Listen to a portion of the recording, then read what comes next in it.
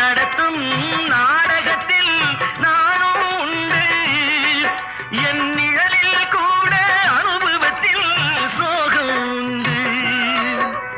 பகைவர்களை நானும் வெல்வேன் அறிவினாலே.